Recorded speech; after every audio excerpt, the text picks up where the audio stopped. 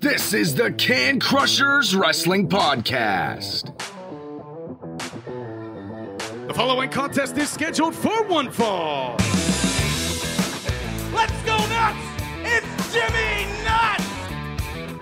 Right out of the door! With your hosts, Mark Martinez. Because I'm the Mark and I'm awesome! The Guru. Today I'm going to break it down for all you simpleton sweat hogs listening out there in Can Crusher Nation. I don't mean to come out here week after week and toot my own horn, but toot, toot. And the English Professor. It is I, the English Professor from the County of Kings, speaking the English of the Queen.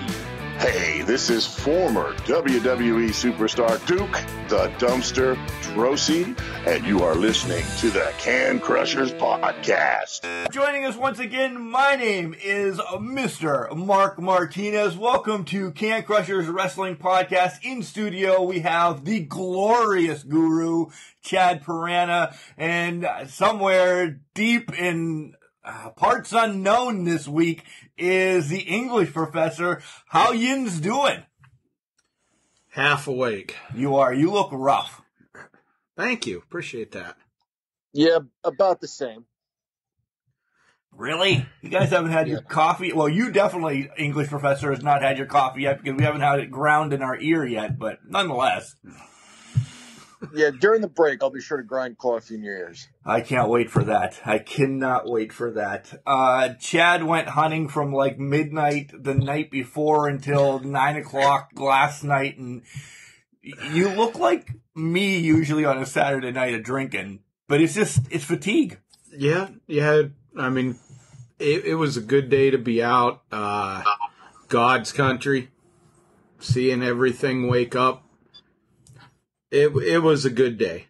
Doesn't always have to end for me and Akil. It was just a good day, beautiful day.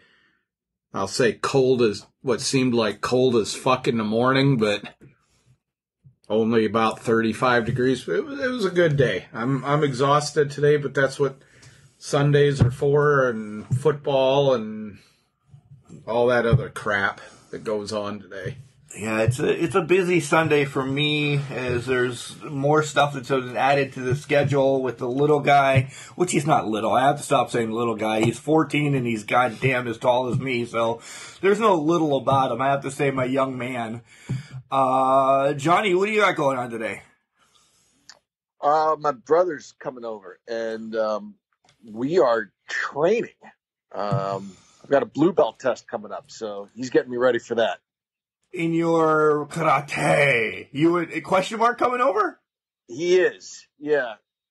My brother really, it's just to make him feel good, like he's doing something. But really, it's the question mark who's training me. Well, that's good. You have to ask him. Next week we want to know what he knows about NWA returning and how he's been. How's Monrovia? Because we haven't really heard anything about that whole country. Yeah, I'll ask him that. Good. You know what else we haven't heard about? What the history is of Australian Rules tag teams. So good luck hearing anything about Monrovia. Sorry, John, couldn't resist. So we had an action-packed week of wrestling, for the most part.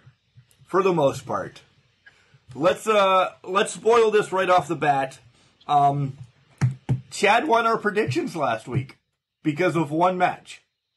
Chad's the only one that picked Drew McIntyre to win. Essentially, we were pretty much even across the board.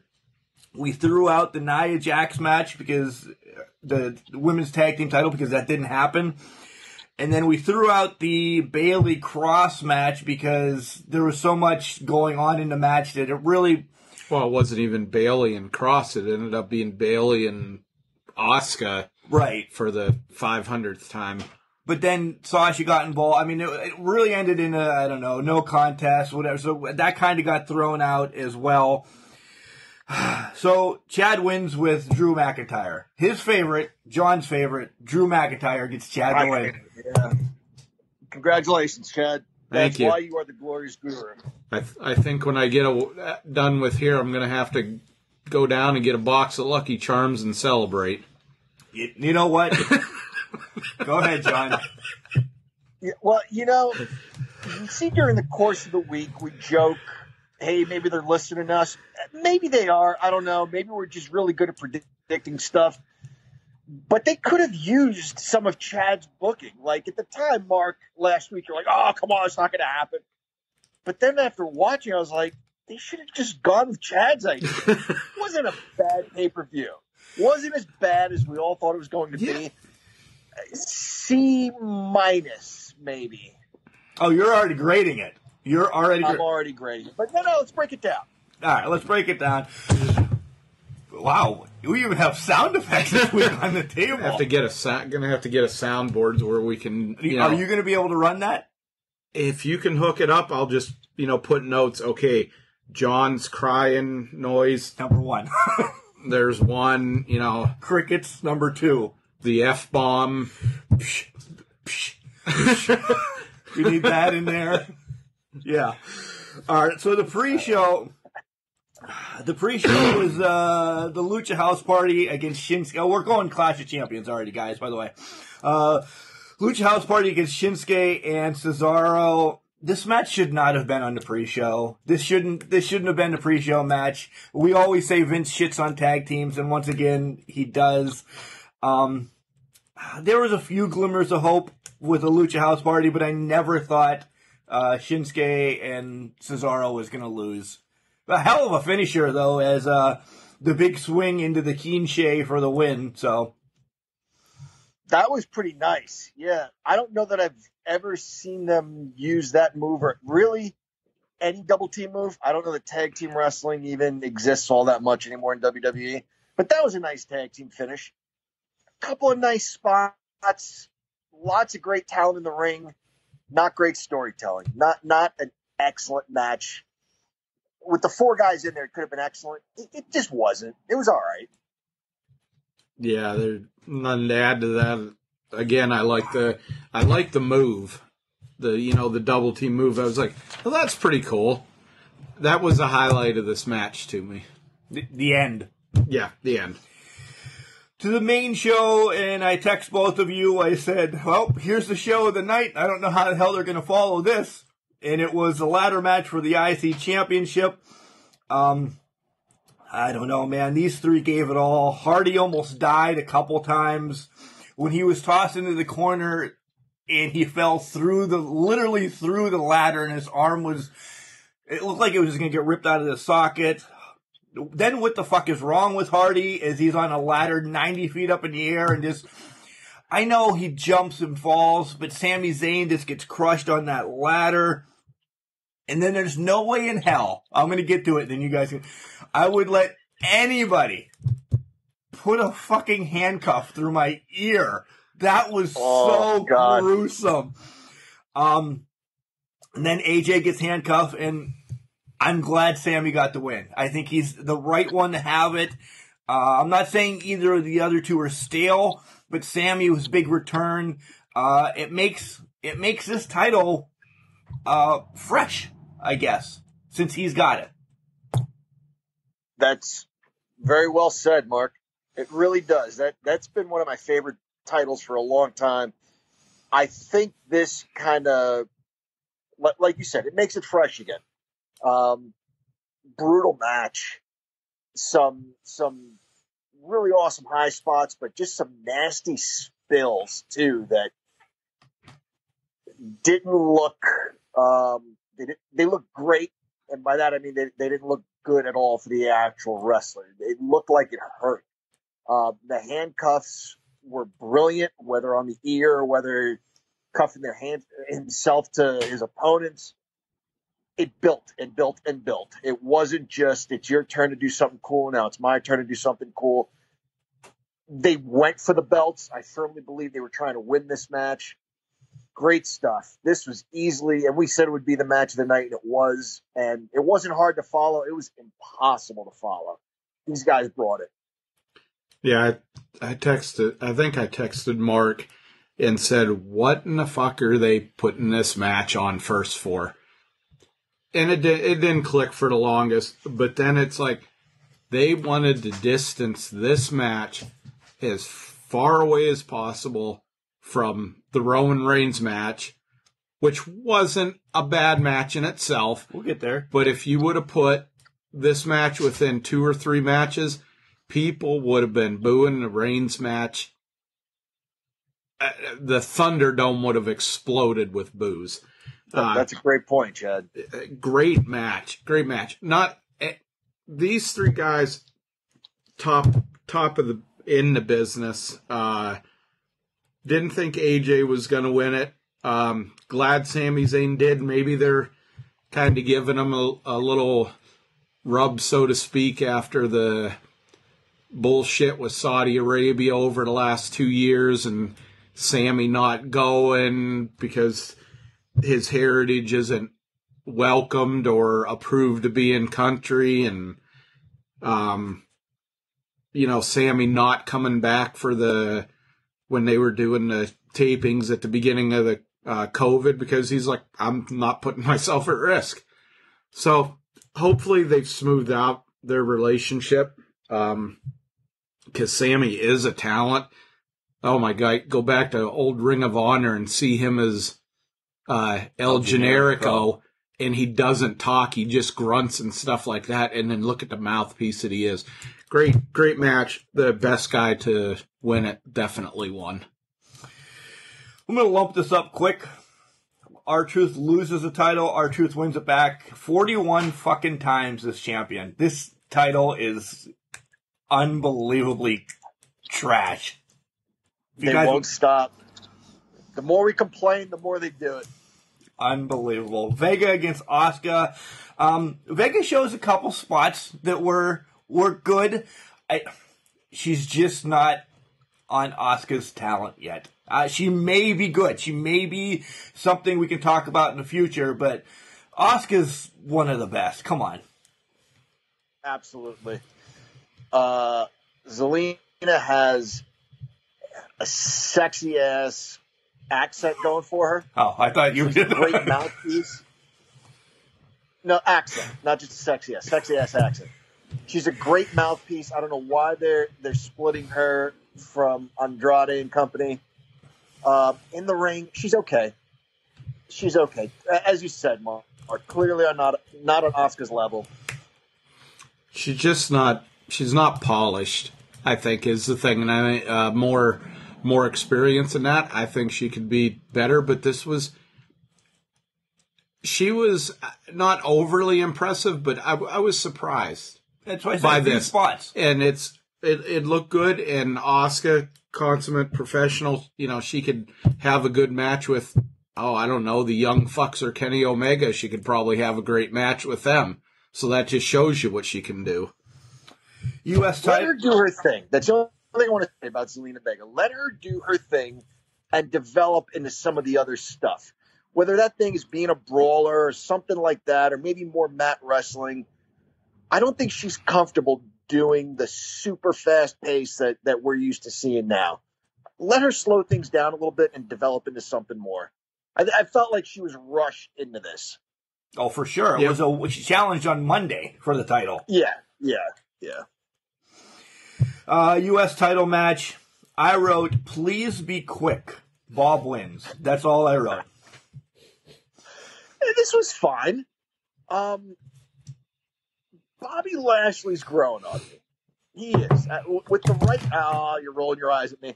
With the right guys around him, the right guy talking for him, which he has in MVP, I like this group. I really do. The Hurt Business is cool. Cruz is... I don't know. Good-looking young guy. Great shape. Just doesn't quite have that it factor. I'm sorry. I don't see any charisma in him whatsoever, and that's bad. I have no charisma either, but there's just nothing. In Lashley or Cruz? Both, but both. Yeah, but I'm talking about Cruz. What do you get? How do you get behind him? He's the underdog. I understand that. How you can't be an underdog your whole life. There's got to be some flip here. He doesn't. The one wrestler I can think of that was always playing the underdog role except for about 5 minutes in his career was Tommy Dreamer in ECW. Always getting his ass beat, always having great matches, everything like that. He wins the ECW title finally, which he's gone on record saying he never wanted to win because he liked the underdog role, and then he loses it like 5 minutes later when somebody calls his manhood into question. Bobby Lash, Chad's disgusted. the only way you get behind Apollo Crews, and Vince will never do this because he doesn't have a mind, is I remember Doom when they first came in with Teddy Long and they put a mask on Butch Reed and Ron Simmons, and the educated guys knew who, the fans knew who it was, but how much of a difference did it make putting a mask on them and letting them just be pricks? Doom's going to come up twice today in this whole podcast. Yeah, both in the first segment, so we'll leave it at that. All right. Raw take. Okay. Yeah, just to your point, Chad, Ron Simmons' Southern accent could not be hidden. And the one thing I'll add to your point, for me, the low bar of charisma are two of my absolute favorite wrestlers. One of them is Bret Hart and Tito Santana. They didn't have a lot of charisma early on, but what could they bring that would make you want to watch their matches and still cheer for them? That's what Crews is missing, right? He doesn't have the charisma, kind of low charisma, like Bret Hart and like Tito Santana, but just doesn't bring anything else. There's not a memorable match of his. Even despite who his opponent may be, it doesn't seem like there's anybody that brings out greatness in him. If you're not a Tito Santana fan, you still remember Tito Santana and Macho Man, because Macho Man brought out great things in everybody. Crews just isn't great. Great is a special word. And that's not Apollo Crews. The one thing that was good, with Tito Santana's matches, always made me look forward to him, honestly, and you get a good laugh out of this, John, was when Bobby Heenan was commentating, or Jesse Ventura, because what was Tito Santana's finishing maneuver according to those two? Flying burrito. The flying burrito. You couldn't say that shit today without being drawn and quartered. But back then it was funny, and Bobby's like, you better watch out, Masked Invader. He's getting ready to hit you with a flying burrito. Always loved that. Always could get a the laugh Raging out of Bull that. called that the flying burrito. He called his own move the flying burrito, actually. He did. He did. Yeah. Almas and Garza against the Street Profits. Something went wonky in this match. We didn't know right off the bat. Garza got hurt, so they did a quick count. I don't think Almas knew, because when he got up in his shoulder, you can watch these. His shoulder wasn't down on the 3 or anything. They had to hurry up and get Garza out of there. I don't think Almas knew what was going on. So when he stood up, he had this what the fuck look. And the Street Profits were like, we just better get the hell out of here. So it was an alright match. I'm not a Street Profit fan. But whatever. Liv Morgan took a knee to the chin, I think, from Brie. Do you guys remember this? Yep. They put her lights out. And they improvised on the spot. Brie picked her up. She was like a wet fish. Liv Morgan was. A wet fish? Pretended to brawl and, floppy and everything. They fought back to the corner, and Ruby Riott tagged herself. I think it was Ruby Riott. Nevertheless, she picked up on the fact that she hurt her opponent very quickly. I didn't know what was going on in this. I didn't pick up that somebody was hurt. I wasn't even sure. It's interesting how good they have to be to choreograph something and not make it look choreographed, because the second it falls off the rails, you can tell. And this fell off the rails, and I wasn't sure what was going on. This was disappointing because it was another tag team match with way too much talent in the ring to not live up to the hype. Yeah, I'm not crazy about the Street Profits. They're annoying. But they're a good team, and they're good athletes anyway. And Garza and Andrade are very good athletes. Disappointed, man. Not great stuff. Aren't all fish wet, though? Yeah. Okay. There are some that come out of the water and walk on land, though. Oh, aerial is what it is. Yeah. Okay. No, but if you've had it in the freezer for a while, it's not going to be, well, maybe when it thaws out, it'd be wet, yeah. They all have some level of condensation on them, I guess. There we go. Yeah. Chad? Yeah, my first thought, and I still have this feeling going on, is that they are doing something with these botches and shit that's going to involve referees in a storyline. That was my first thought when I seen this.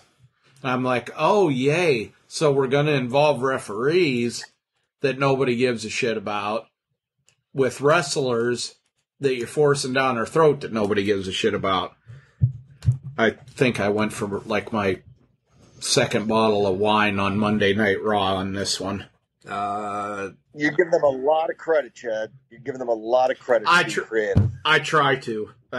There's like hope. It's kind of like right along the lines of world peace. I was always told you can shit in one hand and wish in the other one, see which one fills up first. Yeah. So. I'd never heard that. Really? My grandfather told me that. Yeah. Come on. Sounds like something a grandfather would say. Come on, John. You've never watched the Grumpy Old Men movies? Long time ago. Oh, the old Burgess Meredith in the first one, he said, well, son, you can wish in one hand and shit in the other and see which one gets filled first. Yep. It's an old saying.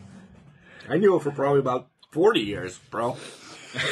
The draft is this week. We'll talk about that later. Just to let everybody know, it's on our docket. We'll talk about the draft next week. Can't wait. Women's SmackDown title match doesn't happen as planned because we find out early on the pre-show that Nikki Cross isn't cleared. Nia and Baszler, 3 wrestlers aren't cleared. They say it like that. We knew Nikki Cross was one. I heard about that early Friday. Instantly, Nia Jax sends a tweet saying lies. So we don't know about this Baszler Nia Jax thing. We'll get to the match. Chad's biting at the bit. Go ahead. No, I seen where Nia sent out, this is bullshit. And I'm like thinking, is this dissension? Is this, okay, they pulled us off for some bullshit reason? And then there's the rumor mill that Shayna Baszler is pregnant. I have seen on multiple sites. Oh, wow. And I'm like, my first thought is, okay, I could see him doing that. And then my second thought is, all 2 women and having children and everything like that. No, I'm not going to do a Jim Cornette thing. But I'd be scared shitless to be around that woman as her potential, mate or whatever. You piss her off, she's going to beat your ass. She'll bite your ear. Your neck. Yeah. Look at her. Becky Lynch. Yeah. The back of it, by the way. Yeah. Yeah. Is she, none of our business, but inquiring minds want to know. Is she in a relationship? Does anybody know? I have no clue. I've seen that she is, no names mentioned. It's been very closely guarded, but I've seen that she is in a relationship. Has been for, since she broke into NXT. Good for her. What do I have to say about that? Yeah. Good for her. So good for her. Bayley says, hey, I'm going to open up a challenge. You got 5 seconds to come out. And this is where I bitch. Have anybody else come out. Asuka comes out. Asuka's already had a match. Whatever. At this point, whoever comes out isn't going to win. Something funny is going to happen. Bayley's either going to walk away or what happens. Isn't Dana Brooke there? Isn't Lacey Evans there? Isn't anybody else in the back to come out from SmackDown to make this challenge? Why do you send somebody that's already had a match? And then it's Asuka, and you're like, I already put 2 and 2. They're not going to have somebody dual champion right off the bat that fast again. That would have been 3 this year alone. Come on. Not going to happen. All in all, the match kind of takes place between Bayley and Asuka, and then out of nowhere, Sasha comes and just lays waste to Bayley, and she scoots out, and more to come. They should have, when they initially doing the, anybody in the back, I actually thought it was going to be Rhea Ripley. I just was like, oh, that'd be cool. She's not going to win the title, but just have her come down there and just beat the shit out of her. And then you knew Sasha was going to come in. They should have had anybody but Asuka. And I got to say this, Sasha is absolutely gorgeous. Slow down, Sammy. Yeah. She's a beautiful woman and everything, but she cannot act a neck injury if her fucking life depended on her. Thank you. It's like she has her to say that. She has her hand on her neck thing. Ow. Oh, ow. It was like really bad home porn is what it reminded me of. No acting whatsoever. And I was just like, oh my God, really? You can swing a chair and beat somebody's ass with a chair, and then you're going to one hand up and make the whole, ow. Go ahead. So, 3 things. You mentioned Lacey Evans. She has been demoted to enhancement talent, which upsets me because she's easily one of the best. To your point, Mark, there was no way there was going to be a dual champion. I think that was just to get us to maybe think that for a second. When Asuka came out, I was like, oh, she could hold two. It's not happening. It was just that fast. It occurred to me, and then it was out the window. And the third thing is, why have a match in the first place? It felt like they wanted to give us a match. Otherwise, they felt like they cheated us out of a match, out of a title match. We better give them a title match. If all it was to get Sasha Banks to come run to the ring, just have Sasha Banks come run to the ring.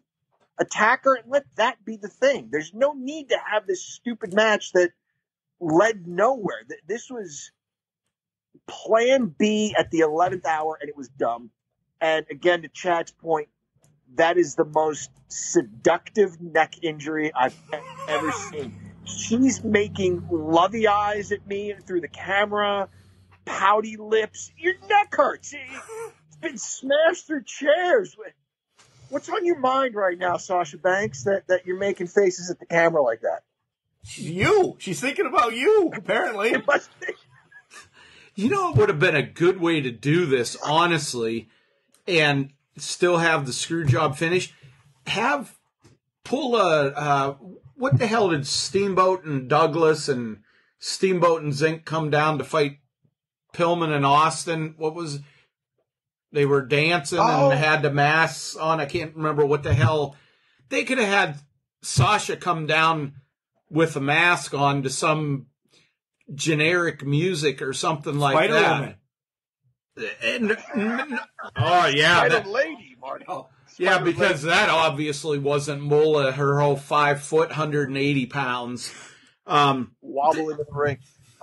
They could have had her. Steamboat was like dressed as a dragon and then pulled off his mask and it was Steamboat underneath, I think, right? And teamed up with Shane Douglas. He was a last-minute replacement, I think. And, well, this was after Douglas and Steamboat lost the title to Pillman, and then Douglas, Pillman, and Austin, the tag titles, and then they had this match in a steel cage where they lost the rematch. But I read recently that it wasn't Douglas. This is when he left, and of all people that they had in there under a mask was Tom Zink as Steamboat's partner. Z-Man. Oh. I can't remember what the hell that team was, but they should have done something like it. Put Sasha in a mask, have her come down to different music, Bailey gets frustrated, gets disqualified. Oh my gosh, the masked woman put on the bank statement. That looks real familiar. And then have Sasha pull off her mask. Holy shit. That would have been a good way to do this. Apparently. Yeah, he wants them on Lashley and Cruz or whoever, and Sasha. Masks are fun, though. It can just, if used right, they can really make a storyline. We'll talk about masks on NXT. Say that again. Yeah, right? Next up is the ambulance match. However you want to say that, because it was said 3 different ways from every different announcer. It started off, and then the Big Show came out, and I instantly sent a text to John. I said, everybody else that he's hurt is coming out as well. And I said, this is going to be a return of Edge, but I didn't know if Edge was cleared yet or something, but at least do something. And then we forgot about Flair. Everybody comes back. This is one of those matches where I'm going to rip it apart because, guys, you're the fucking best in the business. We say this all the time. Again, the super kick off of the ambulance. He fell 3 feet. He fell 3 feet. They didn't even try to block the mat. The mat was in full fucking visual. Poof. The dust comes out. Are they naked gunning us? Is that what this is? They're pissing us off, yeah. They're just like, huh, we'll just keep doing it. You jackasses are going to keep watching it. I guess you're right. We've talked about when wrestlers maybe need to call it a career. I don't hesitate to say Hulk Hogan and Ric Flair embarrassed themselves in the early 2000s or the later part of that decade when they were way long in the tooth and were bloodying each other up and could hardly move. Gosh, Randy Orton is still in incredible shape. His beard's graying a little bit. He either needs to be done or go somewhere else. I think he needs a fresh start. His matches lately they're not to his caliber. I won't say they're not good. They're not to his caliber. This was another big move. Take a 45-second break. Boom, big move. Take another minute break. This got old so fast. There was one spot where Drew was in the ambulance and he tried to shut it. Bully Ray said these sorts of matches, like the ladder match, with the women's tag team match that he was talking about with Charlotte and Becky, show me you climbing the ladder. Show me you trying to win. That's the idea. Show me you trying to get out of the cage. Show me how you try to stuff this guy in an ambulance. Did that ever happen, really? All that much? Twice. Did they go for the ambulance? No, twice. That's it. Yeah. The only comment I have about this is, so how good did Sasha look, John? You hated it that bad. She's a good-looking lady. She really is. That tells it all as far as what I have to say about this match. Wow. Roman against Jay, and it ended up being what I thought, a complete beatdown. But let me tell you, they got me. I now love this storyline. I never thought I'd say that. In essence, to me, it was a giant promo. This whole match was a giant promo for Roman and what's to come. There's a story coming up or has been posted about some stuff that's coming up with Roman and the Usos on our Facebook page. Go back and read that. But I love that Jimmy came down, had to throw in the towel, do the whole call me High Chief, or not High Chief, Tribal Chief, or whatever the hell he's being called. And we'll talk more about that on SmackDown and then where this is going. But this was a match. It sucked. But to further the storyline, I was all right with it. This was It wasn't. Go ahead, Jeff. This was exactly what they needed to do. I'm going to give this match a lot higher than I thought it was going to be. And this was a good match. I would honestly give this match a B. I'm glad that it just didn't come down to the ooh, referee's distracted, punch him into twig and giggleberries and he gets a win thing. This was a way to end this match. The only thing I don't like about it is I don't want to fucking see them on a 6-month freaking program against each other. And as we will talk, that's where this shit's going. So Chad better get his big boy panties on and get fucking ready for it.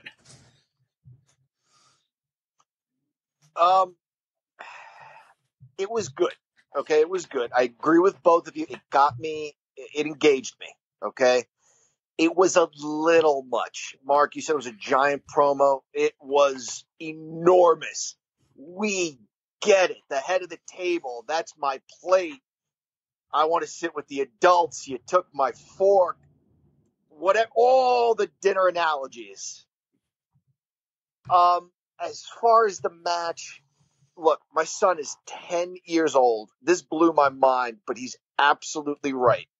He's wise, guys. He's wise to the business now. I can't fool him anymore.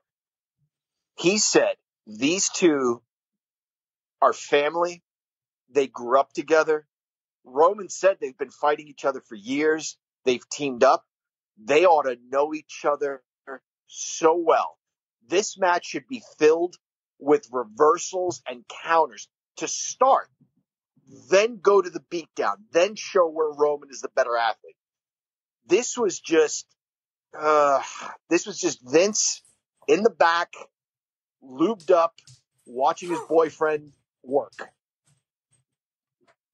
That's what it was. And the Usos have been good and loyal for years and just made to look like bitches. They really were. And that fat pile of mashed potatoes is still one of the worst actors I've ever seen. Paul Heyman. He overdoes it. He tries so hard to be subtle that he's over the top. I can't stand the guy. This was okay. Had the potential to be so much better than it was. You're dealing with a guy that doesn't have a lot of great talent in Roman Reigns. Super charisma, super nice guy. That's the other thing I want to mention.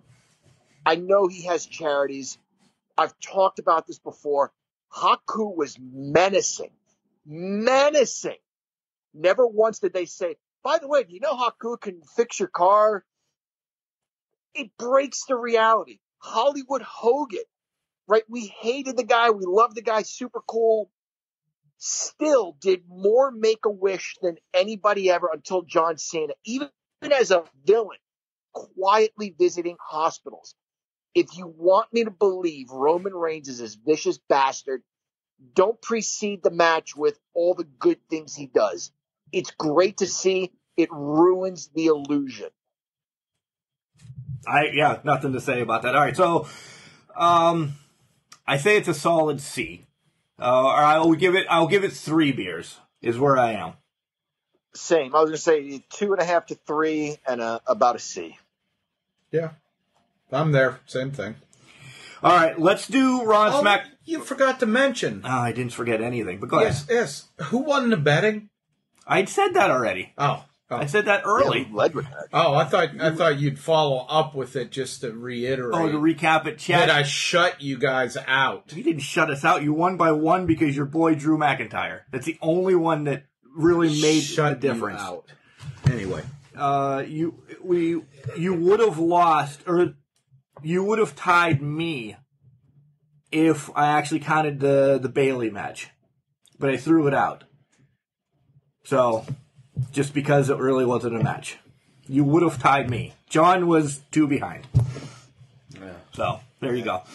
I don't even care about Raw. If you guys want to say anything about Raw, go ahead and I'll talk about SmackDown. That's where I am about Raw this week. I'm out. I can't think of a thing that stood out on Raw, and I can only think of one thing that stood out on SmackDown. Nothing on Raw. Nothing. Deal on Raw. Yeah. Honest to God, I can't think of it. Yeah. I'll use the liner from last week. You know what the best thing was about Raw? Going to sleep. Chicago PD after it. That's it. Raw's done. Transitioning to SmackDown. I liked that they started with Roman, and I liked this. It was a bit long. But of course they're getting a Hell in a Cell match between Jay, and there's more things to come. This is where the storyline goes, guys. I don't want to ruin it for you. I want you to go to Facebook and read it. And plus, it's a spoiler, kind of somewhat. But there's another special stipulation in the match that there's, I don't know, maybe he's going to have to dress Roman up as the High Chief or the Tribal Chief or whatever. This is a point at where I don't like Vince McMahon in this personal shit. This is disrespectful to them to be running this storyline. And I know pro wrestling, there's not a lot taboo, but like I said, for this and pushing this and making a mockery of it, is what they're doing is right along the lines of talking, having Michael Cole insult Jerry Lawler's mother who died a day before and shit like that. It's enough. Yeah, I get the sense that Vince owns everything, and he's enjoying that. And the whole, again, we get it. High Chief Peter Maivia, and on and on and on. He's loving this storyline because he really gets to showcase his boyfriend. AJ comes out after the match, so this is distancing AJ from the IC title, has a shot against Jay. It was a good match. I don't want to get into it deep. Other things from SmackDown that I want to note, I like that we see Bliss actually takes the hand of The Fiend and they kind of leave together. We know that that's going to happen, and I'm excited about that. In Sammy and Hardy, another great match at the end for the IC title. So that kind of gets Hardy away from the title now too. He's taken 2 losses essentially. So now bring somebody else in to see who's Sami Zayn, kind of to keep it fresh, like we said earlier about the IC title. And I'm glad, and I'll bring this up, Carmella's back. And Carmella shows up on SmackDown. Not 5 seconds later, she's getting hate already on social media. And she rolls with it. She doesn't say it, don't quote me, but she pretty much says, go fuck yourself, fans. I'm going to be who I want to be. Essentially, she's taken 5 months off, and then people just throw shade at her, which, if this is a storyline, cool. It's not, though. I've seen some tweets. Guys, you're all assholes. And I don't mean it towards Can Crush Nation. They're personas. I don't know Carmella, personally or anything, but why throw so much hate at people? There's a lot of bullying. There's really a lot of bullying. Carmella. It means she's doing her job. Yeah. And this is the only way nowadays, because there isn't as much personality and stuff with the wrestlers. This is how they're getting hate. Carmella reminded me of Julia Roberts in Pretty Woman. She looks like a New York City hooker with this new look. I'm sorry. Wow. She looks horrible like this. Alexa Bliss in The Fiend. She does no wrong. She's so fucking smoking hot that wow. I'd like us all to, put our hands together and bow our heads. Rest in peace to AJ Styles and his career. Should never have been fucking losing to Uso. Put out somebody else in there.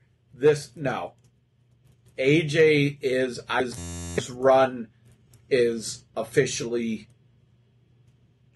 this was setting the nail in the coffin of AJ's career for WWE. I think he gets traded. Oh, by the way, real quick, John, this Friday starts the draft. It continues to Monday. Why isn't it Monday and Friday the same week? Why do we start it on SmackDown and it ends on Monday? Why not have it all in one calendar week? I don't like that. That would make sense, yeah. I think you see AJ head over to Raw again, even though he just got traded back. But he, whatever, I don't know. But I think AJ heads back to Raw, which hurts him. big time. Yeah. SmackDown was clearly better than Raw because we couldn't think of anything to say about Raw. The opening segment, as you said, Mark, was okay. 20 minutes into the show, it was still going on way too long. The highlight for me was Alexa Bliss. That was a great segment. She's a good actress, you guys. We've talked about wrestlers who obviously chose wrestling, but maybe could have had a shot had they given Hollywood 100% effort. I think Alexa Bliss is one of those people. It's cartoony. It's pro wrestling. She's with a monster, whatever the hell he is. She's believable. She's believable that she's been brainwashed by this cult leader. That was a great segment. And her co-actor on the stage with her, what the hell's his name? Kevin Owens, did her no favors. No favors. He was totally pro wrestling with the hand gestures and the over-the-top acting. She was performing as a Hollywood actress, in my opinion. I thought she did a great job. And Carmella, you're right, Mark. Those are the points that stand out to me. When they have her with that goof, R-Truth, she made the most of that.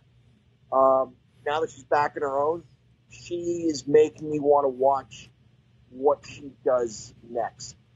Lana does not have the in-ring ability or the personality to make me want to watch her for 45 seconds. Carmella's not excellent in the ring, very good, but not fabulous. Her character's fabulous. She makes me want to tune into what she's going to do next. Speaking of Lana, did you see, either of you two see what come out this week to what it hastened Rusev's leaving WWE, but what his last storyline in WWE was supposed to be? I saw a glimpse of it, and we'll keep it short because we're going long. I saw it. I like that. Did you do that on purpose? Yeah. John, did you see it?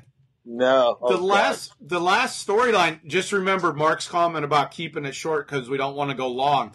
His last storyline that he shot down was he was supposed to have erectile dysfunction. And we'll just leave it at that. And that's why Lana wanted to divorce him after all those stupid... Oh, no, this was even a little bit after that. All okay. Right. Dog's in studio, so that means one thing, that it's time to take a break. But before that, we'll tell you about Collar and Elbow. I see Johnny's wearing his normal Collar and Elbow shirt. And I have got 2 on order. They will be here by next week. Ordered the Animal one and the Shad Gas Bar. Nice. And you use Can Crusher promo. No, I did not, because I wanted both families to get the full, even though it's not that much from me as a single person. This was for the families. Good boy. That's awesome, Chad. That's good boy. But when you order other shirts from Collar and Elbow, use the promo code Can Crushers, all one word, capital C in Can, capital C in Crushers. You get 10% off, and Al Snow is here to tell you more about Collar and Elbow. Wrestling. A love and a passion we all share. I've started a wrestling brand. The wrestling brand. A brand founded on the aspects of wrestling. 2 entities working together to create a product that connect emotionally for people everywhere. Collar and Elbow is the brand.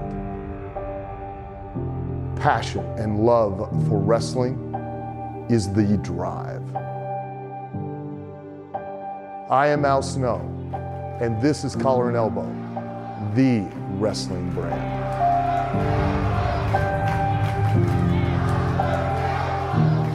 All right, baby, this is Joey Licious here. We're listening to Can Crushers, and we're with Mark and John. But you can see they're not easily as vicious and delicious as the one and only Joey Licious. Welcome back to Can Crushers, listeners. It is I, the English professor, joined by your host, Mark Martinez. as well as the glorious guru, Chad. And we are going to discuss AEW. Speaking of which, we forgot to bring up that Chad's predecessor, the glorious one, Bobby Roode, made his return Monday night, and Chad was stoked for it. Yeah, I was, man, watching this show, I'm like, big surprise. The biggest segment of the night is going to be the very last thing. And I just was like, I couldn't keep awake. And then next morning I get up and I'm like, who did they bring back? What huge name did they bring back? I love Bobby Roode, but I would have pulled my 45 out of the desk and shot my fucking TV if I would have been up, and that was the big surprise. So we'll transition to AEW then. On that note, Ricky Starks against Darby Allin. I love this match. I love these two. Again, opening match possibly could have stole the show. And hard-hitting. I like that you saw Brian Cage and Will Hobbs come out because they're still teasing that there should have maybe been a match between all these guys. This Will Hobbs guy I don't know a lot about. We've seen some big moves from him. Darby gets a win with a coffin drop. I loved it. I love this match. Is there anybody in wrestling anywhere that has the better expressions than Ricky Starks? No. Is there anybody? And I cannot think of any. He just looks, and he's a good-looking young man. He just has the look of, get away from me, you fucking little cretin. But he's such a nice guy. Yeah. That awesome match. You didn't expect anything else. Finally seen the Darby Allin jumping off the bridge thing that people have talked about and bitched about. Yeah, I wouldn't be doing that. Not at all. Don't care. But good match. Facial expressions are important. You're right, Chad. Facial expressions are important. The right facial expressions at the right time. And that's what he does. He really does. AEW had the formula on hitting them hard right at the start of the show, but leaving something more for the rest of the show. You know, we just got done talking about Clash of Champions with opening up with such an awesome match, and where do you go from there? This was a good opening match to get us involved. Great high-flying wrestling, you know, still with the storytelling, not just your turn, my turn, as we've talked about before. And you can win cleanly and still forward a story. It's absolutely fine. It's what they used to do in the old days, boys and girls. He gets a clean win, as you said, Mark. Darby Allin does with the coffin drop. I'll watch this match again. I'll tune in again if they wrestle. Even though it was a decisive victory, they wrestle again next week, I'll watch. Or Ricky Starks or Taz or something does something to Darby Allin to make me want to tune into another match, I'll watch. Put on a good match and I'll watch. I don't care who wins cleanly every time. Nice. Cody comes out. He has an awesome promo. He brings up our boy Al Snow, and he's like, talking about the dog collar match, and I love the way that he did this. Al Snow says, you will always wrestle hurt, but you won't wrestle injured. I love that. Cody trained in OVW. So, yeah, when Al was there as a trainer, I thought Cody wasn't going to do this match. I thought they're going to have to goad him for a couple weeks. He fucking got me hook, line, and sinker. Hook, line, and sinker. He comes back and he's like, I will say no! No regrets, let's fucking fight! I can't wait. And then it goes to hell with everybody coming out, and I thought that was where it went a little long. But I love this. Great promo. Mark's paraphrasing, by the way, listeners. He didn't actually say, let's fucking fight! Right. Paraphrasing. Go ahead, John. They kind of had me hooked, but I was like, Cody does not like getting booed. No. Even when he was with Randy Orton and DiBiase, he does not like getting booed. He likes being like his dad. He likes getting the attention. I kind of thought there was going to be a swerve. I thought, okay, maybe they're, going to do something later in the show. I didn't think it would drag out in 3 weeks. I'm glad that it went the way it did. Only disappointment with this is going to be a TV match, which it's not going to be as brutal. Oh, it's not Piper Valentine. Yeah, I was just going to say, I don't think you could ever duplicate the Piper Valentine and Piper getting his ear ripped off. But I wish this was a pay-per-view match, because these are two guys that I think this could be a brutal throwback match that, would make the Dream looking down on us smile. I think it will approach Valentine Piper, but they'll make it its own. I mean, obviously, they mentioned Valentine Piper on the show itself. Jim Ross did. I think it'll approach that, but they're going to add their own twist to it. Something else interesting I want to bring up from the promo itself was I always thought Dustin looked more like Dusty, and having seen pictures of Cody's mother, I thought Cody more resembled his mother. But there was a point there, guys, he looked possessed by the Dream. When he was worked up, that face he made, and I'm not trying to be mean, but like that really wide, fat face. I don't know how else to say it, where his face is so stretched because he's so worked up, looked just like Dusty. The forehead. Great promo. What's that? The forehead. As soon as you said that, I was like, forehead. Just the squinching of the forehead. Oh, awesome. Yep. Awesome point. Yep. Yeah, thanks. It was a great promo. He talked about hobnobbing with Hollywood celebrities, but that his heart was still kind of always with, pro wrestling. And where does he go from here? And I don't deserve to be with these people. I got my ass kicked in 5 minutes.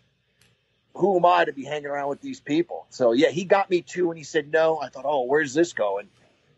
And then he came back in the ring and accepted. Good stuff. Yeah, I can't wait. Well, is it for the title? I believe so. I don't know. It is. Okay. I don't know either. Piper Valentine was not for the title.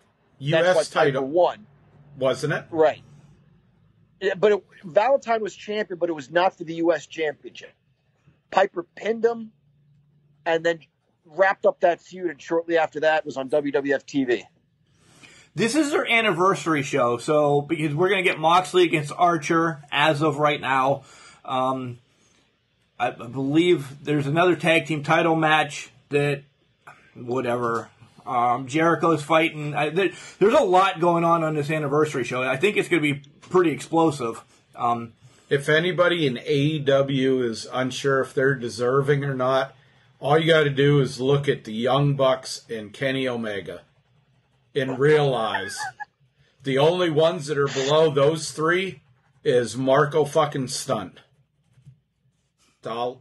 Every chance he gets, Mark. Every chance he gets. literally below him. Next match up, and there's some stuff that happened prior to the match that we'll get to, but it ends up being FTR against SCU. Great tag team match. John, I know you're going to gush about this. Prior to, they were talking about the Young Bucks taking out Tony. Sean Spears with his SCU. Good luck. Hangman's on commentary. So there's a lot going on in this to lead to other things. I thought you were going to get a Sean Spears run-in kind of to screw over SCU. No. Hangman, as much as we love him, he had a couple okay things on comedy. He didn't add shit to this. He really didn't. It was maybe afterwards what happened about the tournament that's coming up. But let's just talk about the match. The match was... Poor Hangman was inebriated again. He was drunk. Yeah, he was like he me on looked Saturday like night. he was loaded on this one. He really did. Great match, though. Unbelievable match between two great tag teams. It really was. There was some chaos, but it looked like controlled chaos. Here's why I was okay with this. There was a point where I lost track of who the legal man is. But that's okay. That's been tag team wrestling for years. How many times does Gorilla Monsoon say, oh, I've lost track of who's legal? Because the teams are just going at it. However, guys weren't in the ring for a 45 count. They were in, they were out. The next guy was in, the next guy was out. So you kind of lost track. And just as you lost track, the referee regained control, got one guy in, one guy out. It's what tag team wrestling ought to be. Good double team moves, some high-flying action. This is a case in point of lead with something really good, but you still follow it up with something really good. So while the opening match had a chance to steal the show, so did this match. This was a great tag team match. Great match. The one thing that sticks out that I loved about it was FTR faking Matt Hardy interfering and got Matt Hardy kicked out. And then how did those dirty bastards win the match? By Tully Blanchard pulling the leg, holding on to the foot, and then when the referee turns the signal, he drops out of the picture. Fucking great. Great. Tully the Brain Blanchard. And I know, yeah, he was with Bobby Heenan and everything, but he's getting his, and it's no disrespect, I know the Brain was sick and everything, but doesn't he actually look more like Bobby Heenan now? I mean, not the hair or anything, but right. He's got that exact persona down now that, oh man, I think he sticks with it. He is great. Don't get me wrong, but he's unbelievable. They're absolutely, I don't think anybody will ever be as good as the Brain, from his humor to everything. But Tully, and I'll say this every time, his enthusiasm, his fire for wrestling is still there. He is no different on promos or anything than he was when he was in the NWA and in his heyday. No different. That finish was a Bobby Heenan finish, by the way, to your point, Mark. With the pulling the foot during the suplex, that's how Rick Rude beat the Ultimate Warrior for the Intercontinental title. One other thing I want to say, you mentioned Bobby Heenan, we've talked about the Brain Busters. These guys are their own men, absolutely. But I think they would admit they've each taken a page from their respective counterparts. So you've got FTR taking a page from the Brain Busters. You've got Tully Blanchard taking a page from Bobby Heenan. We saw some antics. Like in the beginning, FTR couldn't get it together. They're running into each other and tripping over each other's feet. Not exactly, but you know what I mean. And Tully Blanchard's trying to corral the troops. In the 80s, that would have been wild and over the top and a little cartoony. But today, they still managed to pull that off but make it believable, where Tully is pulling them together, but not like Bobby Heenan with the over-the-top, frantic running to them, but just like, hey, guys, come on. Get it together. You're better than this. You had the fun of the 80s with the modern-day sports take on it, with the manager coming out and talking to his pitcher and catcher, so to speak. I got a question for you both, okay? This is coming from Reverse 2 last year, November, maybe the beginning of December, after Chad and I got back from WrestleCade. We thought that, and it was after the Yarn show, so Chad, you might know where I'm going.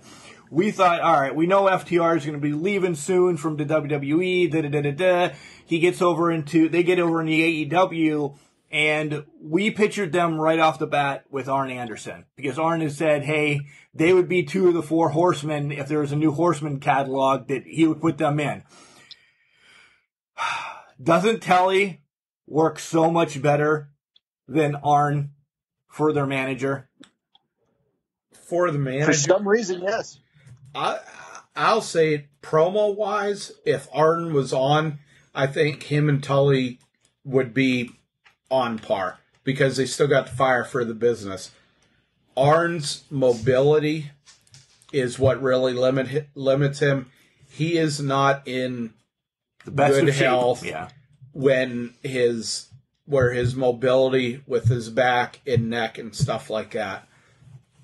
I thought you were going a different way in this because it's breaking about the new faction in AEW. New group. The new Reformation. Reformation. Maybe. Yeah. Maybe. 4 horsemen. After this match, we get the announcement. During the match, we get the announcement, whatever, that there's going to be a number 1 contender tournament. Jungle Boy, Rey Fenix, and Omega are announced. And this kind of makes Hangman sad. Because he was still holding hope that there might be a tag team comeback. I'm not excited about a tournament for the number 1 contenders. Can't we just have somebody earn the fucking thing? We're having too many tournaments. Yeah. Now we're having, we love tournaments, but we're having too many of them now for everything. Not excited about this tournament. What's going to come out of this tournament is this is where the snap comes on Paige. Yep. Or with Paige and Omega. Because Paige is going to try to talk to him. Omega's, going to be his, prissy pants, finger wiggling fucking self. And then Paige is going to cost him the match. Omega's going to get in his face and snap.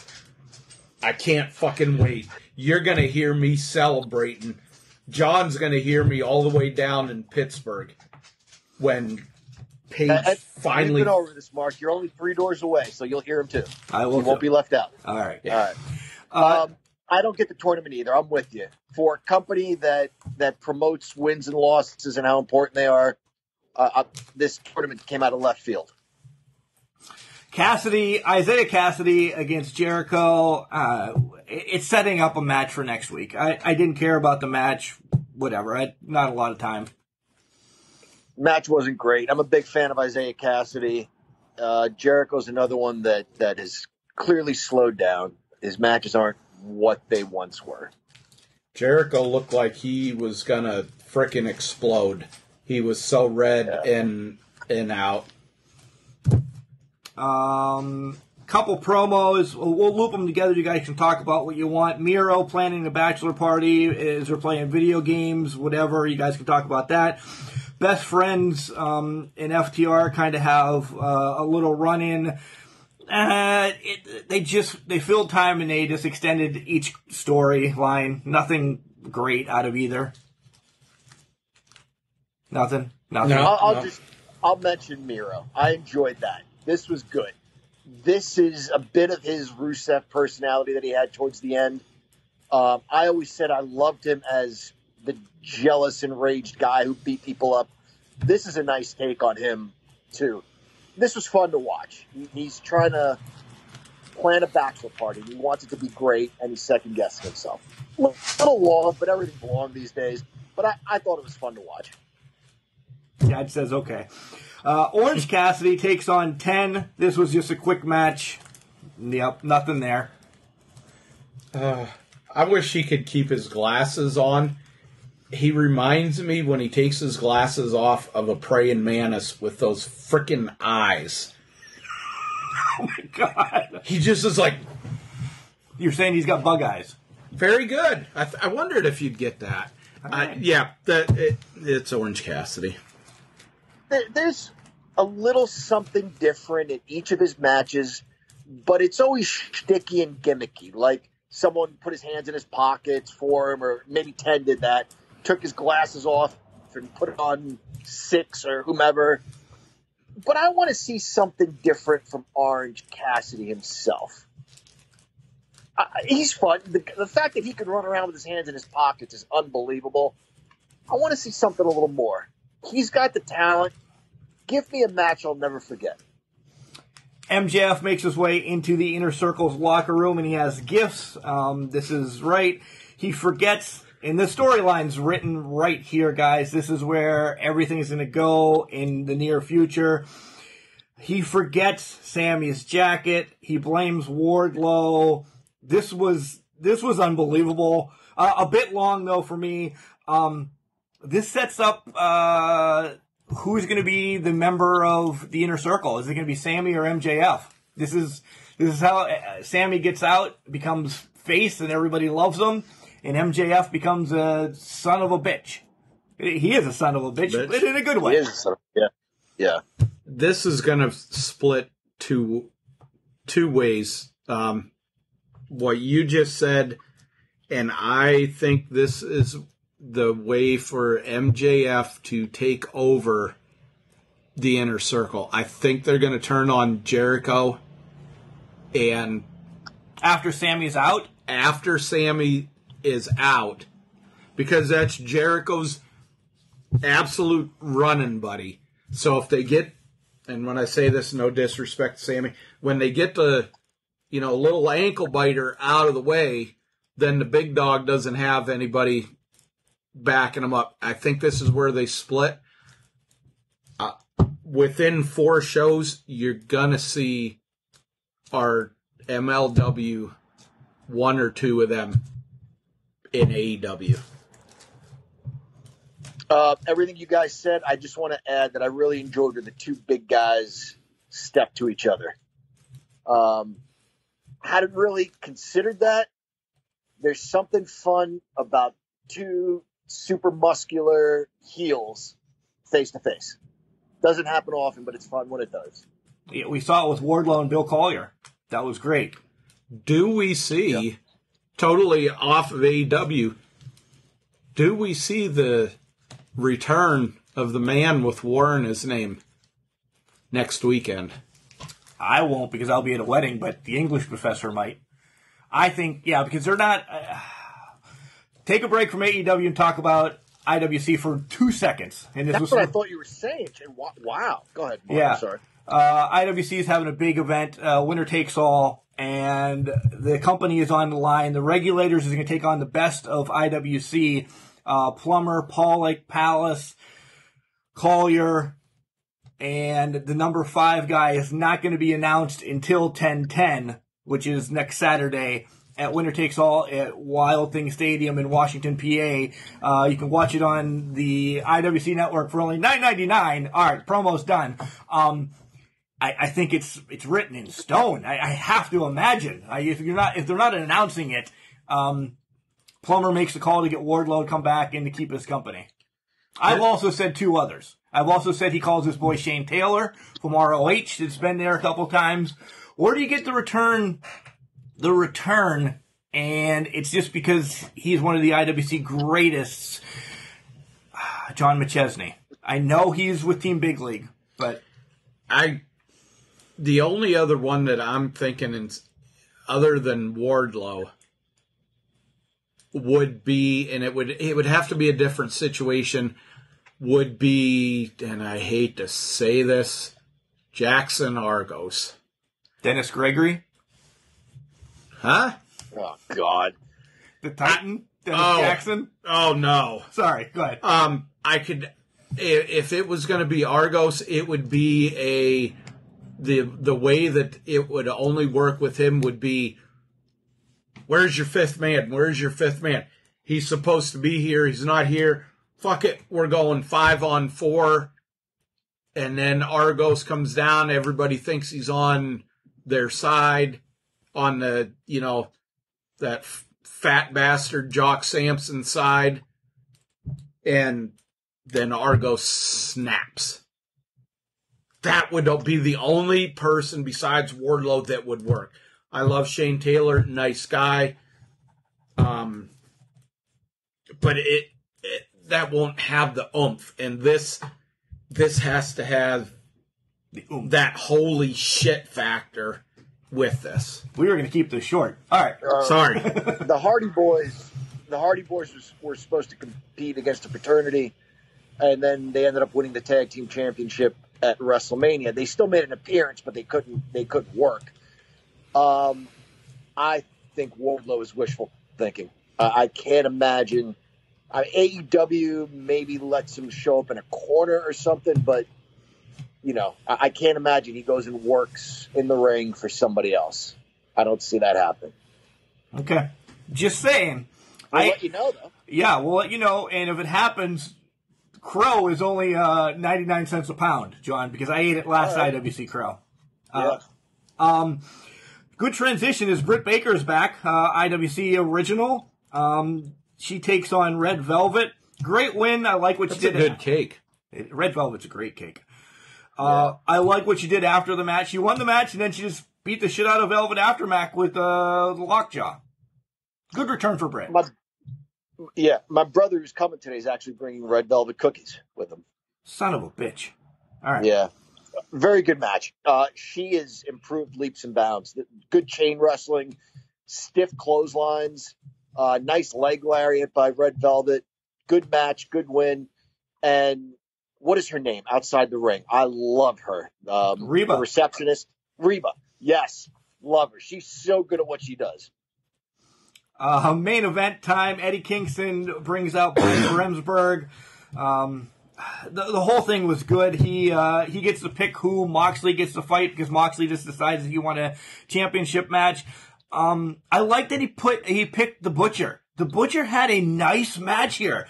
This was a nice showcasing for him because you've seen him with the Blade and they were, I don't want to say they're comic relief because they're two big guys, but this is actually the first time I've seen him wrestle a match and look dominant because he's always a buffoon sometimes.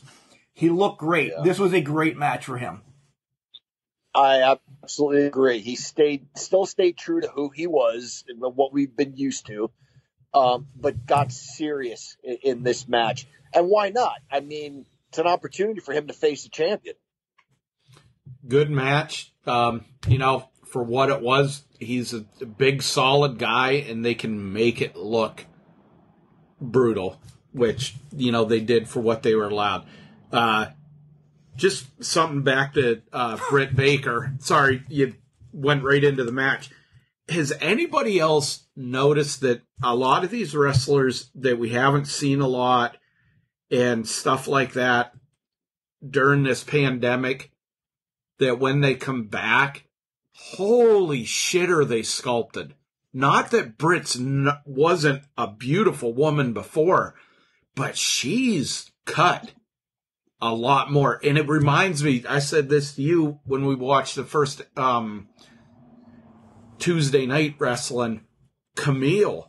Holy shit, she's another one. She's absolutely gorgeous woman, but now she looks like a freaking bodybuilder. Rick Shithouse. Yeah. Oh, by the way, congratulations to Camille as her and Tom Latimer got engaged after a bodybuilding contest. So, good segue there. Yes, congratulations. Nice to see them. They're a couple that looks good together. She's a nice lady. She does talk. She's a wonderful human being. When we met her at the Crockett Cup, very, very soft-spoken young lady. All right. This was a Can Crusher question during our last Ask Can Crushers. I'm horrible. I'm sorry. You wrote in. I didn't write down your name. But it's about the PW5 500. We got the magazine last week. We all had a chance to look at it. We're going to spend maybe 10, 15 minutes on this, not overkill it, because I know we're late to it, but I like always having the physical copy in. I hate digital copies. That's just me. I don't know if I'm old school or whatever, but I'll let you guys run with it. But I have one thing to say. I love Jon Moxley. I love him now that he's not Dean Ambrose and all of that. I just feel that you look at who number 2 is, Adam Cole. You look at who number 3 is, Jericho. I feel AEW paid for the PWI 500 this year. I know he's the champ. I think Adam Cole had a better year. Longest reigning NXT. If you're going to have match to match, I think Cole had some better matches. I just don't think Moxley's number 1. But in essence, Seth Rollins was last year, and I think PWI takes their money where they can get it. Well, we're not getting money from anywhere, so this is why we can say what we can. I don't think Moxley deserves to be number 1. That's my take. And then we'll just run through some names that everybody pops up. Who wants to go first? Go ahead, Chad. I got to agree with Mark. Everything he said. I think the only reason Moxley got this, and Jim Cornette actually brought this up, and it's a good point, is they don't consider NXT as a main entity of professional wrestling. AEW and WWE as in SmackDown Raw. If you compare it to that, Moxley had the best year. If you take Adam Cole out of the thing, I still don't think he's number one. Top 5, yeah. Number 1, no. Adam Cole is number 2. I don't, pardon me, fucking understand this, but in looking at the book, 3 of the last 5 years, Adam Cole has not even been in this yet. Make a case. Prove me wrong, guys. Has there been any better wrestler over the last 5 years than Adam Cole in professional wrestling? I can't make an argument. There isn't. Jericho, no way in hell at 3. Drew McIntyre at 4. Cody Rhodes and Seth Rollins should not be in the top 10. Cody's in it because he owns the company. Yeah. Again, not owns it, but AEW, there you go. Kofi Kingston at 9. Over AJ? Over AJ. What has he done this year besides, wasn't it earlier this year where Brock Lesnar beat him in like 8.3 seconds or some shit? All right, stop at the top 10. Stop. Let John get a piece, and then we can go on. And then I'm just going to say AJ at 10. I would have liked to seen him a little bit higher, but that's I always love AJ. And then outside of our talking about other people, you brought this up, and I'm surprised off air. Well, we were going to do 10, and then I was going to say my piece. Okay, go ahead. Then I'm not going to take it. I'm going to write this down as John. Yeah, it's going to be what you're going to write down. Yeah. Okay. Go ahead, John. All right. You guys know I've held Seth Rollins and AJ Styles in high regard. I think they're two of the best in the world. It's good to see Seth Rollins crack the top 10, but I think he's better than number 8. John, he was number 1 last year. Right. You mentioned that. I understand. I don't know what he did to drop himself 7 spots. I don't know what Jon Moxley did to earn the top spot. I love the guy. He's entertaining. But to me, he is sort of the modern day Hulk Hogan. I don't think he'll have a 4-year reign, but it's, who's challenging Moxley next, and he finds a way to win, which is great wrestling TV. I don't think he's the best. We'll talk about this when we get to NXT. For me, the best wrestler in the world, bar none, is Finn Balor. Good to see Adam Cole as high as he's ranked. Chad, did you say he wasn't? When you say he wasn't in this, do you mean the top 10, or he wasn't? No, he. Oh, I'm sorry, John. He wasn't in. You're not. No, son of a bitch. I'm looking at the wrong one. He was not ranked in 2016. What the fuck? That's crazy. 2017, he wasn't ranked. 2018, he was 91st. What? In wow. 2019, he's not even, they're like, Adam Cole didn't fucking exist in 2019. How?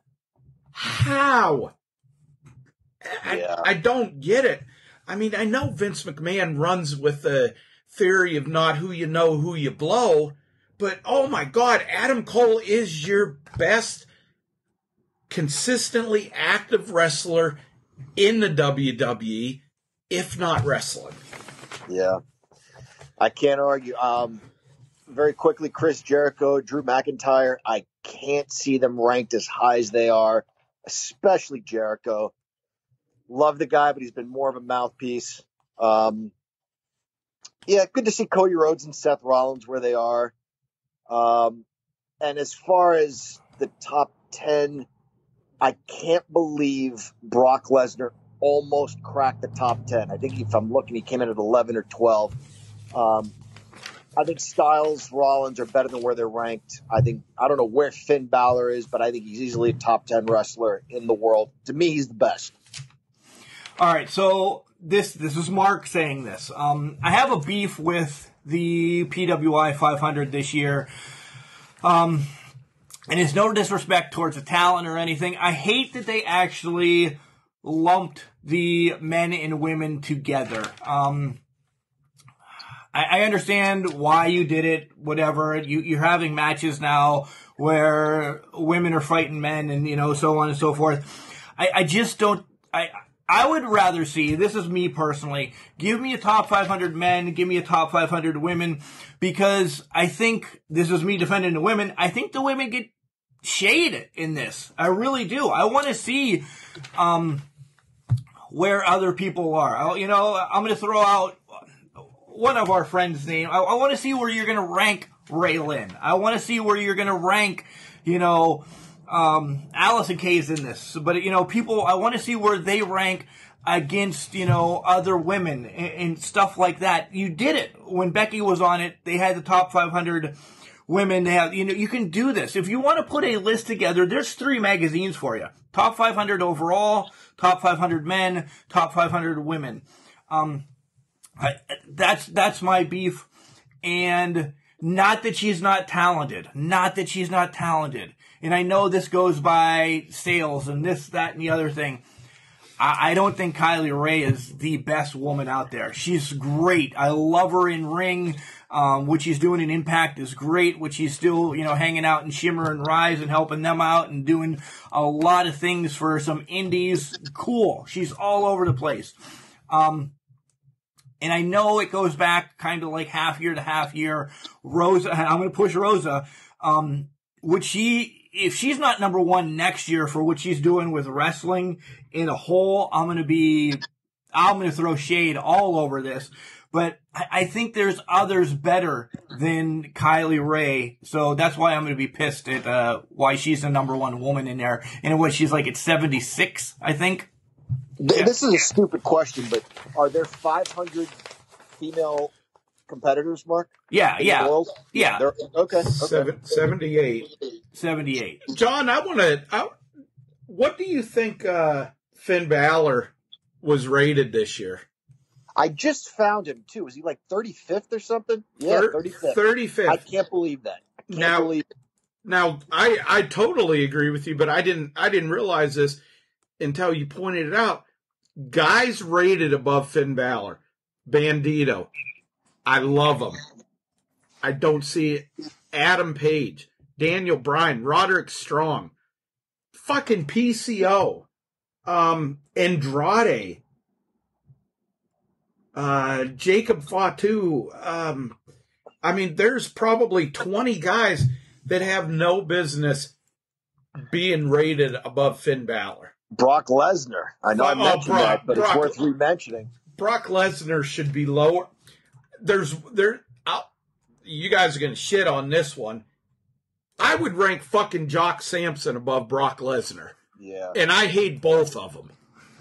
I'm not going to disagree with that, but yeah. Ciampa missed, months, if not a year, right? Right. How the hell is he cracking the top 30? Right. He's awesome, but he hasn't been around. And it just shows, we'll just open it up to everything as we'll cover this a couple more minutes. Guys, Rock and Roll Express is in this individually. I love them. I really love them, but are they really top 500 right now? Are they really, just because they had the NWA titles, and are they really top 500?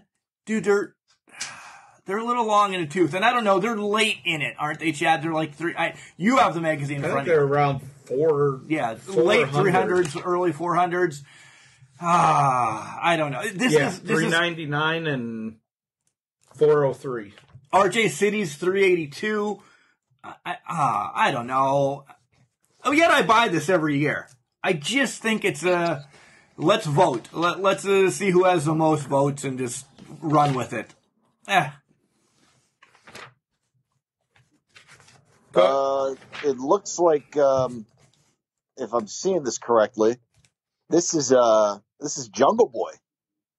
He's ranked in there, Chad. Yep, I seen him in there. I agree with that. Yeah. Maybe a bit higher, but they say, oh, wins and losses. Okay, fucking Brock Lesnar wrestled twice, or wrestled 4 times.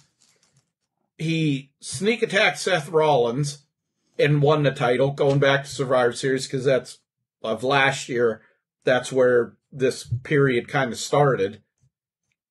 And he beat Kofi Kingston, and he turned around and it lost his other matches to almost immediately with no matches in between. But he's 13. Oh, he's dominant. Well, son of a bitch. I could be dominant if I only had 2 matches in a year. My beef, Chad has it on, and this is one I actually wanted to talk about. 367 is Jinder Mahal. All right, I know we're late in it now. 367. What has Jinder done in a year to get him to 367? Flip 2 pages, and I can find somebody that clearly Trevor Murdoch. Yeah, good point out. He did a lot for NWA. Lee Moriarty at 385. I just don't understand, how does Jinder even make it in this? He's been injured. He's just nowhere around. That's what I was going to say, Mark. How's he even listed? Falaba he's the RCW champion, Impact Wrestling MLW. Yeah. He's at 406. I love rock and roll and everything like that. There just happen to be close ones for me to think of. How in the fuck are they rated above this guy? Right. This guy should be in legitimately top 30 at the lowest. So, all in all, do we decide that this to kind of wrap this up so we can give some time to NXT and then our predictions for tonight?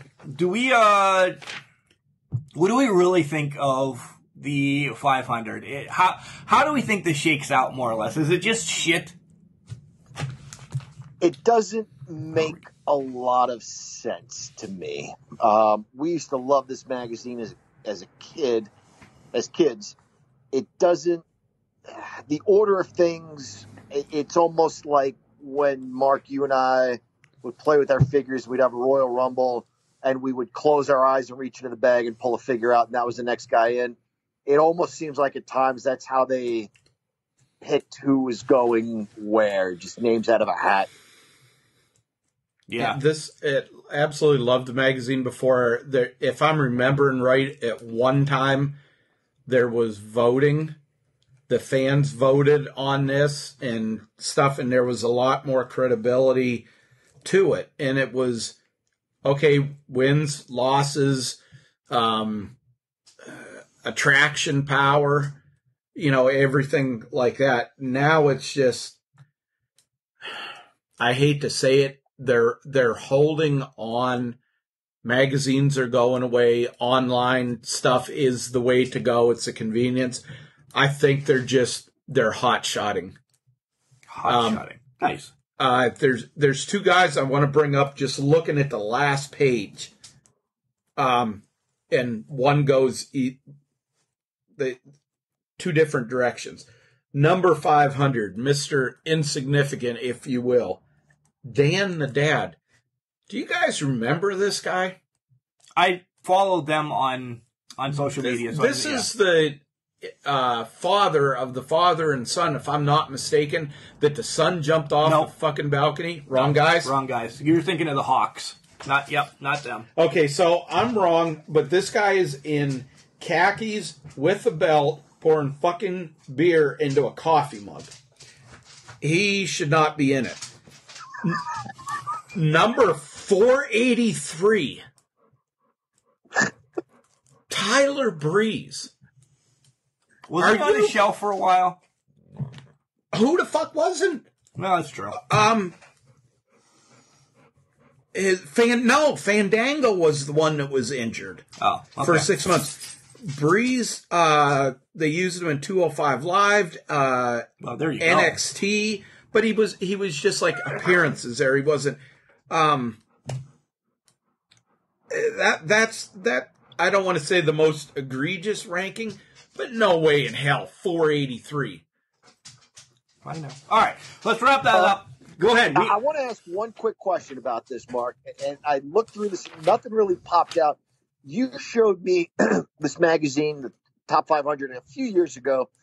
And when I was looking through it, I came across names like Big Time Bill Collier. And I thought that was the coolest thing.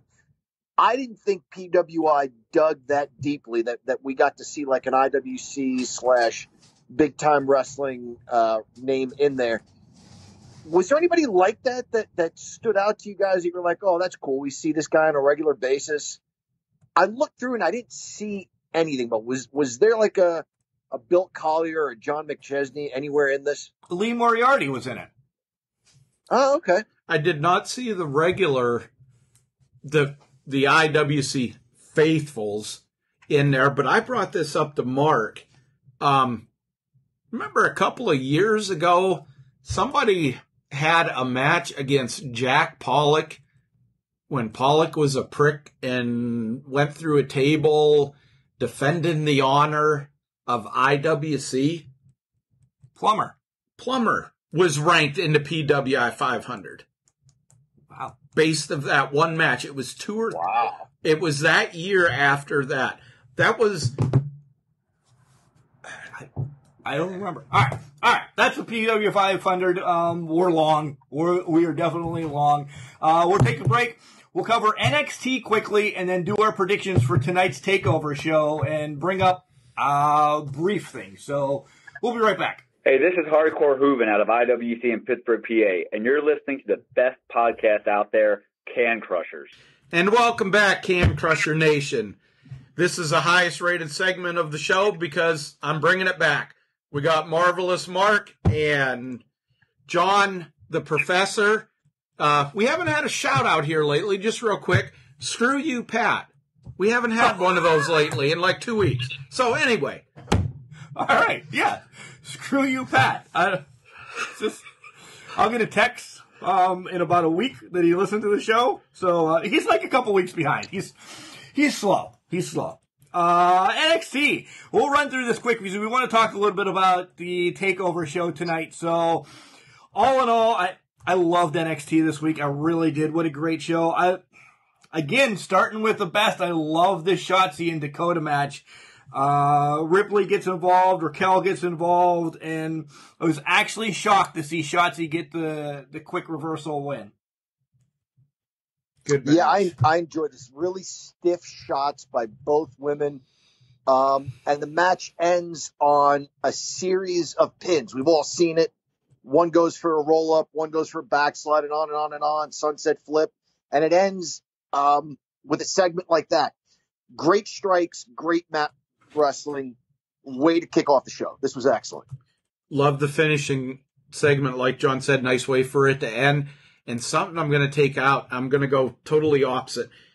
When she rolled her up that final time, it kind of looked like they botched the roll a little bit.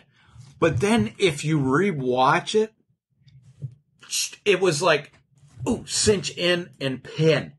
I don't think that was a botch. I think that was absolutely planned, that, locked it in versus just laying there type pin. And I think, might be reading too much into it, but it looked great. Shotzi, guys, you see it on TV. Shotzi's going to be a player. Shotzi's going to be a hell of a player in NXT. If not, Crow's 99 cents a pound and I'll buy more. But I think she... So's Dakota Kai, though. Yeah, I agree. Kai. She's really improved. Yeah. And Shotzi, since we know that you're listening, you need to get rid of the little tank. I love the tank. Get a Humvee. Let me drive you down to the ring in a Humvee. Oh, all right. Well, 2-1. Keep the tank. So you're moving to Orlando. See you, Chad. I would do that for the taping. I'll fly in there. Right. I mean, even though I'm in that advanced stage for coronavirus and susceptible and everything. Advanced age is saying it lightly. Fuck you. I loved, and you guys know I'm not a Swerve fan, but I love this interview between him and Santos. Man, this was great. These guys are great speakers. I like this. Nothing from either one of you. All right. Wow. No, I thought this was a great... I thought I was going to let Chad go first. This was a great segment. all we're getting out of the challenger here is excusas y pretextos. Which, guys, here, the irony is the host of the show with the last name Martinez has no idea what I just said. Clearly. None. Yeah, he's accusing him of excuses and pretexts. Right. Thank you. You're Great segment. Great segment by both guys. such a dick. Yeah! Gotcha. Such a dick. We get the little promo or vignette about somebody coming tonight. This is going to sound stupid. And you both are going to say, yeah, no shit. Whoever comes tonight makes an impact during one of the main title matches. Either Kyle O'Reilly and Finn, or the women's match. And I'm actually pushing it's going to be more towards the women's match. I really think it's going to be a woman on that motorcycle coming to take over. No, you can't get away with that. And John, you can't get away with it either. Who? It's not Charlotte. Who? It's got somebody. Is it going to be women or guys? If you're going to say one or the other, who is it going to be? That's where I'm confused about, because who is noteworthy to bring back like that? I don't know. That's why I'm intrigued to watch it. Yeah, same here. And I agree it'll be part of the women's match. I think they've set up the men's match to just let them do their thing. Yeah. Who do you have no pick then, Chad? My loose pick, I'm going to go against you guys. I think it's going to be the guys match. And I believe it's going to be Bobby Fish to fuck over Kyle O'Reilly. I think it's Bo Dallas repackaged. If it's a guy, he had a long reign as a champion. Just okay. All right, John, you got to give us a pick. You got to give us a name, one way or another. All right. I think it'll be a woman, and I think it'll be Charlotte. There, I said it. You're wrong. I am wrong. I'm never right about these things. Not cleared yet from her. Whatever. We get the update that Tegan is out for real with the torn ACL. I love that they talked to their Garganos. Of anybody, they could have talked to me, you, Chad, Ethan, Sylvan, but they talked to their enemies, and they're like, "Yeah, she's hurt. Yep, sucks to be her. Yep, see you later." I loved it. That wasn't even the best part of it. Well, it's a fair trade-off. She broke my $200 TV. You tore her ACL. That's pretty fair. That's exactly what I was going to say. And Gargano, he just doesn't give emotions. Johnny doesn't give emotions. So I didn't expect him to crack up. But Candace keeping a straight face, it was like she could not. They remind me of Bostic and Ray Lynn. Ray Lynn, thank you. I was going to say, yeah, Ray Lynn. I just hate this couple. Hate them, but they're so in love with each other, and she's so good at looking at him like he's the most interesting person in the world, but he's kind of goofy. She doesn't hang on his every word, but she is interested in what he has to say. They play so well off of each other. I love it. I love to hate them. You know, John brought it up, and I didn't think about that. She does look at him, and you can tell they're in love. They're a couple. They're that close. It just kind of reminds me of the way of Miggy looking at the toys when I bring him in. Which is my dog. Yeah, he's in love with his toys. And if you say he's actually sleeping, so let's leave him rest. The Cameron Grimes segment, I love Joey Pistachio. I don't know who the fuck he is. He loses in a heartbeat, and then Ridge Holland comes out and just weighs lace to him. I know I made fun of Ridge Holland a month or so ago. I love this guy. He just doesn't give two shits. He's a brawler from back in the day. I like him a lot. Cameron Grimes, there's something about him that just grosses me out. And I had the same feeling, this is going to sound weird, about Dutch Mantel back in the day. I just couldn't look at the guy without, plenty of guys have long hair and beards. I don't know if it's all the body hair. He looks like a fucking fur-bearing mammal. Dutch Mantel, Cornette has said before, if you shave Dutch Mantel, you could fucking make a full-size woolly mammoth. And Cameron Grimes looks like a guy out of one of the one with Wolverine or whatever. He looks like a fat, dirty poker player. Dutch Mantel was Uncle Zebekiah or Uncle Cletus or whatever for the Blue Brothers. Yeah. Anyway. Yeah. We the people. Yeah, he was also a manager of Jack Swagger, too. We get Kushida warning the Dream, then he just beats the snot out of Tony Nese. And then the Dream comes on and says his best performance ever will be this Sunday. I'm excited to see what happens in this match between those two. I think Kushida's... I'll get there on the predictions, but I think this is going to be great. I think so, too. Yeah, I can't wait. Kushida in his element is a badass. Grimes is back on again. Whatever, screw him. Adam Cole comes out, and he's talking to Theory about, disrespecting Kyle O'Reilly, because earlier on in the night he was disrespecting kind of Riley in the Undisputed Era. And I thought for a minute that, I'm like, oh shit, this is the way that they're going to slowly bring Adam Cole down by losing. Nope, they did not. Adam Cole gets the win and shuts up Austin Theory. This was a good match. I liked it. Great Adam Cole. This was Go ahead. I'm sorry, Jeff. Great Adam Cole, typical. Sorry to laugh on air people. I just thought of Cameron Grimes, and, he would be the perfect person to get what do you call it? Not a promo, but a contract with a company. Manscaped. I knew where you were going. Lawnmower 3.0. If it can shave this hairy bastard, it'll shave anything. I thought this was a really, really good match. The comparisons to the Four Horsemen are obvious. There are four of them. They held all the belts. But, I was not a fan of Ole Anderson back in the day, and the more I learn about him, I'm not a fan of his now. But you kept the Horseman's name out of your mouth unless you wanted to fight. And this reminded me of that. Austin Theory ran his mouth, and Adam Cole just wasn't having it. You know what? You ran your mouth. Now you have to put up. You either get in this ring and fight me, or we're all coming out there and kicking your ass 4-on-1. And Theory decided to get in the ring, and Cole kept his word. I mentioned last week or 2 weeks ago, Cole was missing just a little something. Guy found it. I said he was a little Scott Hall, a little bit Scott Hall. He's got the Hall. He's got the Triple H. He's got his own thing going on, too. Great performance start to finish. The body language, the facial expressions are there now. It wasn't like, oh, my God, how did he kick out? He's like, oh, all right, he kicked out.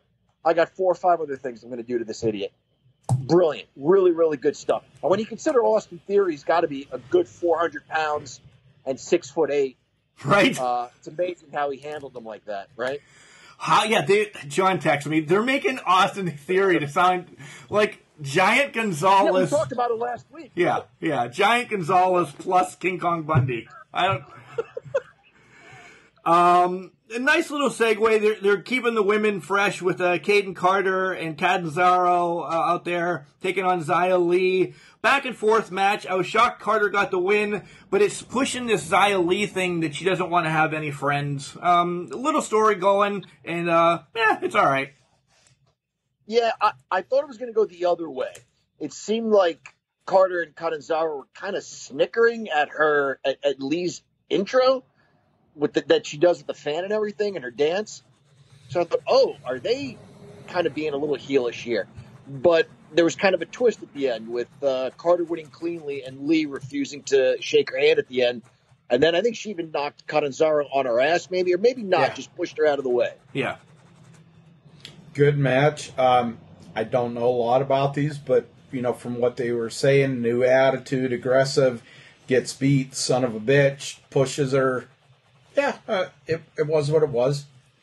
The face-to-face with Kyle O'Reilly and Finn Balor was unbelievable. I loved how Kyle's just being such a goody mama's boy right now, and then kind of slowly turns, brings it back, goes back and forth, and then you see a little bit of anger in Finn.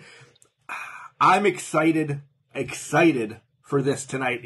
I've told you guys before that I've always been an O'Reilly fan after Cole. I think he's it. I really think he's going to be up there. So you should know what my pick is. So go ahead. Agreed. This was an awesome segment. O'Reilly does a really good deep Southern accent. And holy cow, he does a really good Irish accent, too, when he was making fun of Finn Balor. It was just two great guys. Loved Kyle O'Reilly from when I seen him and Bobby Fish first in Ring of Honor. Did give him a chance, and man, in the 10 years it's been since that, great wrestlers. Main event was just what it was going to be. The Garganos against Priest and EO. The Garganos get the win following a low blow, setting up, they have the titles at the end of the show, hold them up, setting up for tonight's main events. In essence, yeah. Weakest match of the night didn't have to be great, though. It just had to get you to want to tune into those two title matches tonight. Yeah, it kind of gave a little bit of interest, but it was a tried and true formula leading into a title match.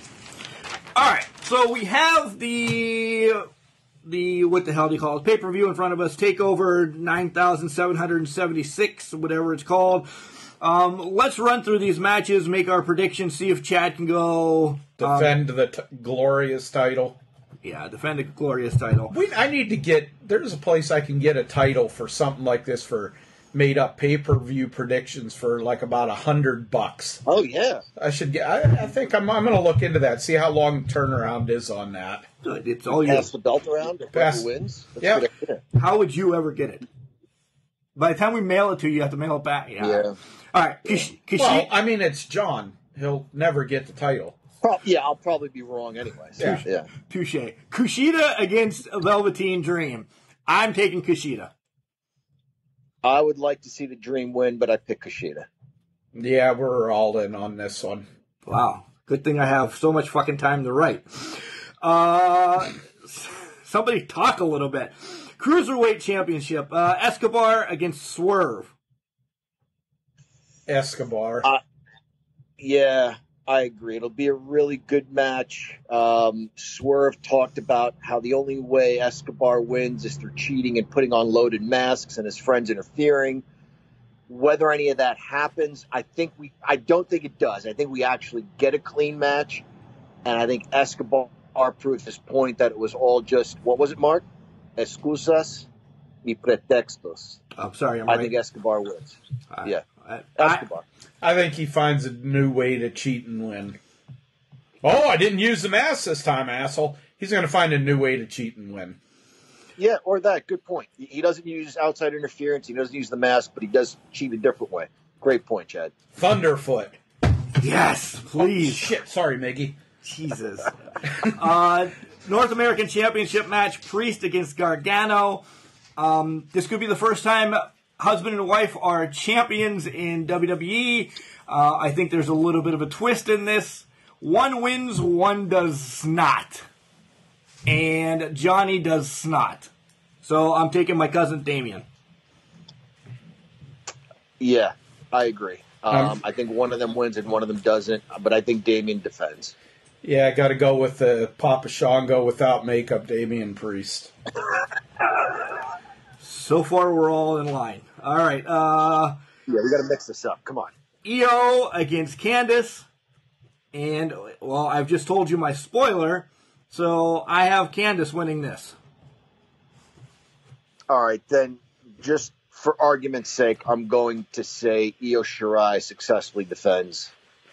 Oh, do I side with John? Do I side with Mark on this one? It's a lose-lose, Chad. Yeah, I'm kind of, screwed, blued, and tattooed no matter which way I go. I'm going to go with Candace winning this one. Oh, well, let's give John a chance. Let's give John, maybe he'll get this one right. Well, I know where he's going with this. And then you have Finn against, spoiler, my boy Kyle O'Reilly. Go ahead, John. You go first, because I know where you're going. Yeah, so if you need time to write, here's your time. I think Finn Balor is the best wrestler in the world right now that I've seen. And you guys, both of you, and I'm sure our listeners have their ears to the ground more than I do. I'm not the fan I once was. We've talked about that. I still love it. And as Joey Casada said, when it's in your blood, it's in your blood. But I think he's the best in the world. I think his opponent, O'Reilly, is the very best wrestler who implements other forms of martial arts. One thing I want to mention here, guys, I mentioned to you earlier that I have a test coming up in a couple of weeks. There are a lot of wrestling fans at my dojo. There really are. And some of them have said these guys have been doing jiu-jitsu for years, whether they know it or not. These guys have been doing MMA for years, whether they know it or not. I saw two things in that opening women's match that are on my test. I didn't mention this earlier. I want to save it for now. There was a double leg pickup by Dakota Kai, and she did it perfectly, so that's on my test. And there was a single leg by Shotzi from the waist lock, and she did the right thing. You reach back with one hand, guys, not with both hands for the single leg trip. If you reach back with both hands, your opponent can smash your face into the mat. You use one arm to post, reach back with the other arm for the trip. So good job, ladies. Thanks for the pointers. Where was I going with this? Finn Balor defense. I could have wrote down next year's WrestleMania card by the time he got fucking John waits to help you out until the last match. Yeah, right. Yeah, you're behind the curve there, John. Okay. Finn Balor is gonna retain. That's the pick. The side story, I think the return is going to be Bobby Fish. I think he's going to screw Kyle O'Reilly in some way because the Undisputed Era is splitting. Two guys going elsewhere. No, going to son of a bitch. Total faces, and two guys going to heels. You're going to have Strong and Fish as the heels. O'Reilly, and here's something. Who is not on this card? Adam Cole, baby. And? Tommaso Ciampa. Well, Tommaso Ciampa, but I was thinking of Roderick Strong. Two of your main guys are not on this card. So, I'm going to be the dick. Okay? Finn keeps the title, but O'Reilly gets the win so he can have a rematch. Okay? Okay, no, that's a fair prediction. That's what I'm going to say. Finn, as long as there's a winner and a loser. Have it be what you just said, have it be the person that's returning or whatever. Somehow, O'Reilly gets the win, but Finn keeps the title. So, I would love to see Kyle as NXT champion. I don't think it's time yet. First match, come on, kids. Pump the brakes. Yeah. All right. Agreed. Quickly, do we have anything? Because we're long. Go ahead, Chad. Of course he does. It's like I always go to this. Keep your family close. Oh. Keep your loved ones. Talk to them. Spend time together. Yesterday, sitting out and stand, you guys joke about the deer hunting and everything. The thing that I get out of the most is being that much closer, 20 feet closer to God, so to speak. Seeing what He's created, seeing what's out there. Guys, enjoy your life. Have fun. Keep your loved ones close. I was hunting too yesterday, Chad. The TV in your sauna of a house does not count. This fucking furnace. This is going to be my bit. This fucking furnace in my house right now. Yeah, we probably need a new one. It's either negative 400 in this house, or it's a goddamn sauna. There's no... It's either running, or I have to go light the fucking pilot. It's unbelievable. The devil would be sweating his balls off in this house. Hot right now. It's hot. That's why Mickey actually likes the new floor. We got the new flooring done in the podcast room and the living room this week, and what a train wreck that was. But nonetheless, Johnny boy, what do you got going on? You have a test coming up. I do. Yeah. I'm not talking about that. I've talked about that already. I mentioned Joey Casada just a few minutes ago. If you haven't listened to that interview, guys, go back and listen to it. English professors like to read, and this is what I am reading. Wow, Wrestling with Joey Licious. I have the book, Wrestling with Joey Licious, and I also got his other book, Start with the Dream. I have not read that one yet. I put a significant dent in Wrestling with Joey Licious. Let me tell you guys, it's a fun book. It's an easy read. I didn't finish it in one sitting, but I could have. Laundry and things like that got in the way. It's a fun book. He takes his time with the characters. He takes some risks with the characters. I highly recommend it. If you're a wrestling fan, you're going to enjoy this book.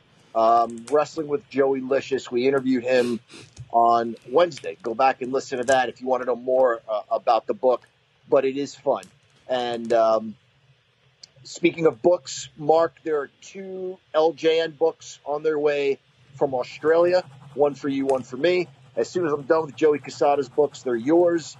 So you're welcome. I'm sending some reading your way. I'll expect book reports on everything. I watched the Amazon Prime. I just spit all over Chad, by the way, when I did. I did it twice now. I watch Joey Casada wrestling with Joey Licious on Amazon Prime. If you have Prime, which everybody fucking has Prime anymore, you can't live without Amazon.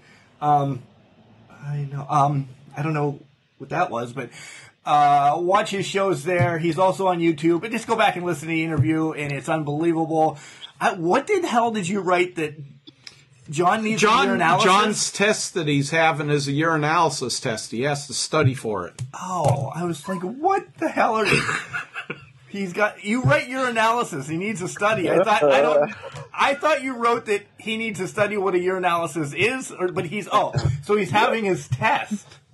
This is how this is going to end? Yeah. Well, I think it's fitting with, We haven't even drank and it's ending like this. I had 2 cups of coffee. Yeah, we started early this week, guys. Unbelievable. So, all right. Nonetheless, we'll do a watch along next week. How about that? Since we don't have actually anything on the fucking docket, but we'll have to do a watch along. All right. We'll get it to you guys midweek. What we're gonna watch. Yeah, I don't know. We'll pull something up. Let's do a legit full pay-per-view though. So if anybody wants to send anything in, let's do a legit full pay-per-view from any era. We're good. Deal? Sounds good. Sounds good. All right, boys. Just remember. Just because you're trash, it doesn't mean you can't do great things. It's called a garbage can, not a garbage cannot. Or a Jock Sampson.